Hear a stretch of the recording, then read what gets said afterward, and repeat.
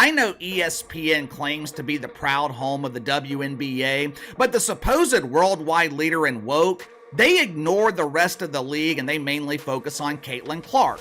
Why do you think that is? Well, the level of hate that ESPN has for one Caitlin Clark is getting to legendary status. ESPN is one of the biggest sports channels out there, serving the latest news and viral sports analysis on different sports and leagues, such as the NBA, WNBA, football, and many more. But what if I told you that beneath their supposedly professional appearance, there's a dark side of ESPN? That's right, people. ESPN, the leading sports outlet, is not always what it seems. On the contrary, they are often accused of media bias, woke politics, and pushing agendas. Hold up, wait a minute, something ain't right. But today, we are going to expose ESPN's blatant disrespect towards Caitlin Clark, the rookie sensation of the WNBA ever since she had her debut, but most importantly, how they are still disrespecting her to this day. So let's dive in. If your only argument for Caitlin is that it would have been a great marketing opportunity and you don't have basketball experience or chemistry with the group listed in your reasoning, I don't want to hear it. Remember when Caitlin Clark was snubbed from the USA Olympics team? Well, ESPN's anchors were so quick to defend the snub like their lives depended on it. Their anchor, Monica McNutt, even said that Clark doesn't have enough experience and team chemistry required to play at the highest level. Like, there's no way as a professional athlete you can sit here and completely discount what team chemistry and player chemistry stands for. It wasn't exactly the best or even the most correct opinion regarding Clark's Olympic snub, and this was really the fault of ESPN because they didn't think twice about Clark's real potential or talent. They just started bashing her lack of experience and used other pathetic excuses such as lack of team chemistry to bring her down. This is a massive mistake to exclude Caitlin Clark from the Team USA roster. Massive. We're acting as if putting her on the team would be a patronizing act. Who are we kidding? I mean, she ranks in the top 5 in the WNBA right now in meaningful stats. So it's not obvious to me what the plan was here. To me, like, it's pretty clear. There's some resentment, there's some jealousy, and you can hide behind she's not a top 12 player. The problem is, they didn't really use that standard for making the rest of the team. The majority of the analysts as well as the fans wanted Clark to be on the Team USA, and it was a shocking revelation to see her snubbed from the team. However, ESPN and the company were absolutely delighted to hear this news. On top of that, ESPN anchors were giving all sorts of excuses to justify her snub. You're goddamn right. I mean, it is absurd that Arike and Caitlin Clark didn't take Chelsea Gray and Diana Taurasi's position on this team. And if ever there was an example of the kind of jealousy and hatred and things like that, pettiness that Caitlin Clark has been dealing with since being drafted out of Iowa, it's watching the people that replaced her on Team USA. ESPN's take on Clark was so bad that Stephen A. had to step in and remind their anchors why Caitlin Clark matters in the first place and why nobody cares about Team USA without her in the squad. Is that we don't care. Everything y'all said does not matter for this particular instance. We don't want to hear anything about Team USA. The idiocy of Team USA women's basketball. How dare you make this decision? It's stupid. ESPN anchors reportedly said that Team USA isn't worried about marketing, but they should have. Actually, that's true. Let's be honest, it's their main problem. They have earned 7 gold medals in a row, and still no one cares. They aren't as popular as their male counterparts, not even close. But if Clark had joined the team, they could have gotten much more ratings and more fame as a result. You got a team in the Indiana Fever with their struggling selves, struggling to win a damn game and be relevant. No team in the WNBA was worse other than the winless Washington Mystics, okay? And they went from 4,000 in attendance to 17,000. This girl is box office. I said a rising tide lifts all boats. You know that's true. But that's not all. Remember when Clark got awarded Rookie of the Year? Many fans and analysts had been expecting Clark to win because she was simply outplaying each and every rookie out there. But ESPN wasn't impressed. On the contrary, they released a rather disingenuous Rookie of the Year list before the awards were announced and disrespected Clark yet again. Just today, ESPN put out this insane article putting all of these mathematical equations of different stats together to perfectly equate their Rookie of the Year, and they put Angel Reese as the #1 spot on that list. Side note, they also put the rest of the list behind a paywall. So literally all you can see is like the beginning of the article and then Angel Reese is one. Anyway, it was such a weird clickbaity article. That's right. Prior to the Rookie of the Year announcement, ESPN released a weird list ranking that featured Angel Reese as the #1 contender above Caitlin Clark. This was disrespectful on so many levels because Clark had proven herself as a once-in-a-generation player who revolutionized WNBA women's basketball. Clark was basically rewriting the record books with every game she played, but ESPN, they remained as dishonest as possible. So the ESPN rookie rankings are out, and our favorite guy who doesn't know anything about the sport of basketball, Neil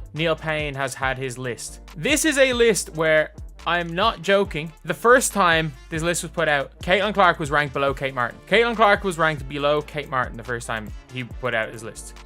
Oh, brother, this guy stinks! Can you believe it? ESPN wasn't just disrespecting Clark, but the whole women's game. At this point in time, Caitlin Clark was leading the WNBA in assists and three-pointers by averaging 17.9 points, 8.3 assists, and 5.7 rebounds per game. Not only that, but she also attained the coveted triple-double-double stat, 19 points, 13 assists, 12 rebounds in a single game, defeating NY Liberty, becoming the first rookie in the WNBA to ever do that. She was also the fastest WNBA player ever to rack up 500 points and 200 assists in her name. If you work for ESPN, you would think that this Rookie of the Year race is close. If you work for ESPN, you would think that this Rookie of the Year race is neck and neck. One day it's Caitlin Clark, one day it's Angel Reese. But if you watch the games, if you don't have an agenda to sell out to, it's pretty clear. It's pretty evident who the Rookie of the Year is. That's right. After achieving so much and literally overshadowing every rookie out there, ESPN shamelessly put Angel Reese ahead in the Rookie of the Year race. It was unbelievable and utterly humiliating to see a generational talent like Caitlin Clark get sidelined for ESPN's woke agenda. And this is the WNBA Awards according to ESPN. This is their predictions, and we know anything about ESPN. This is where Caitlin Clark, not Rookie of the Year, came from. You need a lot of nonsense from ESPN over the years, but let's be real. Angel Reese did nothing to help the WNBA when compared to Caitlin Clark. She is 100% bad for basketball, as she cheered when Clark got knocked down from behind with a cheap shot. She has a bad attitude, and a whole lot of her rebounds were from her own under the basket. And don't get me started on her missed shots. But look at the audacity of ESPN to put her above Clark. It was completely unbelievable. What the actual fuck did you just say to me right now? Get out of my sight. Get out of my sight. But if you're a DEI pawn that works at ESPN, if you're a DEI stat head that works at ESPN, you just love the ABCs, right? You love the ABC. So he invented his own ABC. We got a whole bunch of bullshit that Neil Payne wants to throw into here to tip the scales in Angel Reese's favor, instead of just saying, what's the eye test telling you? Who's having more of an impact on winning? Oh, okay, it's Caitlin Clark. Caitlin Clark was without a doubt the most deserving candidate for MVP as well as Rookie of the Year. No player in the league's history has been more valuable to their team or the league, but ESPN just won't give it to her. They were acting like a disgruntled neighbor who was jealous of the success and trying everything to bring you down. Doodoo's too loud, batch. Me and my kid, man, we trying to sleep, man. I'm gonna turn my doodoo down, chill. Loud doodoo ass nigga. Because literally everyone in the replies is like, you haven't watched a WNBA game. How could you put Angel Reese over Caitlin? Putting her top of this list, I thought was just gross and just like setting her up to get more hate thrown at her. What the heck, ESPN? ESPN continued their anti-Caitlin Clark campaign throughout the season and tried to tarnish her reputation as a professional athlete. Take Monica McNutt, for example. She was so busy hating on Caitlin Clark that she became blind to common sense. Monica McNutt went on ESPN Get Up, and she said that Angel Reese is her Rookie of the Year. Because if the season ended now, the Chicago Sky would be in the playoffs, the Indiana Fever would be missing the playoffs. That was Monica McNutt's reason. That's not how it works, Monica. Rookie of the Year is given to the player who is statistically the best, not dramatically the best. And let's be honest, Angel is nothing but a social media influencer masquerading as a basketball player, and ESPN was praising her against Clark so much, it seemed like they had a personal grudge against Caitlin Clark. The attention seekers in the woke media, more specifically, the latest to be afflicted with the addiction to attention, Monica McNutt, they can't let the drama go. Monica McNutt has worked in the media for years. No one noticed, no one cared. As soon as she started defending WNBA players for attacking Caitlin Clark, all of a sudden, Monica is a mainstream star. That's right, nobody knew Monica before she started throwing shade at Caitlin Clark, and she became a professional hater overnight. The woke media and ESPN pushed her narrative to the fullest in hopes of diluting Clark's contributions, and propped up Monica as the one of most convincing pundits of the WNBA out there. My Rookie of the Year is going to go based on the standings. Okay. Because I think that is how you have the opportunity to measure impact. And the sky's right above them. And the Sky right now are in the playoffs, so you'd have to give the nod in my mind to Angel Reese. Did you hear that? Monica McNutt is saying that Angel should have been given the Rookie of the Year. Why? Because her team was higher up in the rankings than Caitlin Clark. Really, Monica? Is that how they pick individual players in your city, by looking at team standings? Because this was completely ridiculous. I know for a fact team records have absolutely nothing to do with Rookie of the Year. Why? Because most rookies qualifying to win the award, they're playing for bad teams. There's a reason that Victor Wembanyama was drafted by the Spurs. They suck. There's a reason that Caitlin Clark was drafted by the Indiana Felines. They suck.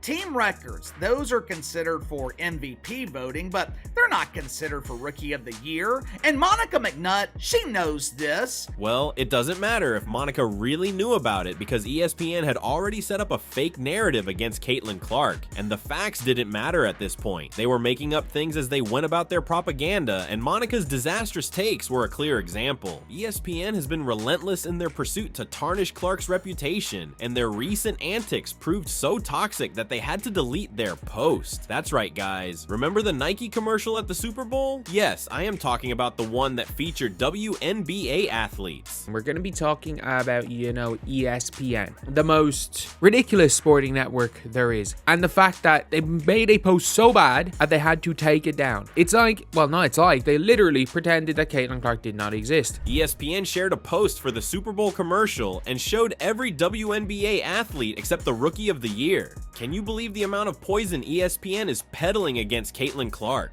Obviously, the Nike commercial happened. This is literally what ESPN posted. Did you see these women in sports cameos during the Super Bowl? And by the way, they mentioned as far as I'm aware, I might have missed one or two, I think they mentioned every single woman that appeared except Caitlin Clark. ESPN definitely did it on purpose. Being mean to Clark doesn't grow the game at all. In fact, it slows the progress of all the other players. Clark's fan base continues to grow while others stay stagnant because they are a mean girls club. And how can we forget the recent addition to their anti-Clark charade? When the controversies were beginning to die down, ESPN started to fan the flames of hate once again by dismissing Clark's college legacy. Well, the level of hate that ESPN has for one Caitlin Clark is getting to legendary status. ESPN had just released a ranking of the best women's college basketball players, and it doesn't take a genius to figure out who they removed from the list. Their number one target, Caitlin Clark. What does it take to become a college basketball legend? Well, first, you got to get buckets. I think that's pretty undisputed. I think second, you got to be competitive, have that fire to drive your teammates, right? Third, but certainly not least, you got to win. And you got to win a lot, right? You see, ESPN had deviously put up the title of the video as, "Is Caitlin Clark the greatest of all time in college basketball?" and then proceeded to remove her from the list. Seriously? Can you stoop any lower than this? Let me throw a little wrinkle in here. Okay. There we go. What if we switched? Ooh. I'm just saying. Okay, well, Sam, this is all food for thought. So here's the thing. Love Caitlin. Love how she's transcended the game. I'm not going to go away from that. But in the open, we said, what makes a top 5 player?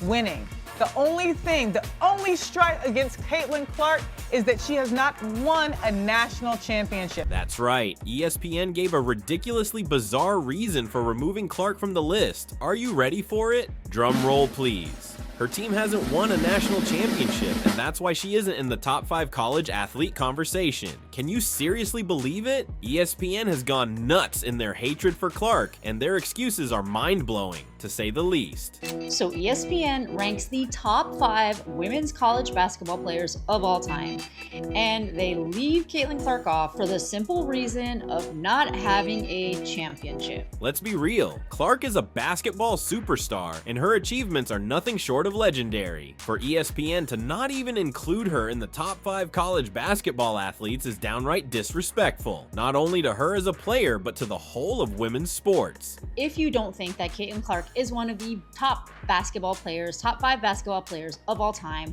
but for the simple reason of not winning a championship, I do have to disagree that championships are definitely a team recognition. They are something that a team does together and accomplishes. ESPN is being completely dishonest and unfair to Clark because their criterion for disqualifying her is flawed in the first place. Let's be honest, winning a championship is a team effort, which means that if a team wins the title, it's not because of a single player, but the contribution of the whole squad. That is why championships are given to teams rather than individual players. And the fact that Caitlin Clark brought a less reputed team like Iowa to the finals, it speaks volumes about her individual talent. Best college player of all time. Who do they have in the middle on this thing? They didn't use someone they ended up putting in the top 5 on there. They let off the marketing and branding of this with somebody who's not even on the list. Why would they do that? That's an interesting, kind of paradox to ponder. ESPN put Caitlin Clark on their video thumbnail because even they know that she's the best basketball player and happens to be the most popular WNBA athlete out there. ESPN might be dishonest, but even they can't escape the reality. They knew that they could market their videos well if they put Clark's face on top because Clark is the most marketable athlete in women's sports right now. And no matter how much hate ESPN spews in Clark's name, she's gonna bounce back twice as hard. ESPN may have been targeting Clark's reputation, but her popularity continues to increase as time goes on. Clark has been busy putting in the work and only focused on improving her game while her haters continue to talk smack in the background. And one thing is for sure, Clark is here to stay and she's not leaving anytime soon. So what do you think? Let us know in the comments and don't forget to like, share, and subscribe for more basketball updates. Thanks for watching and we will see you in the next one.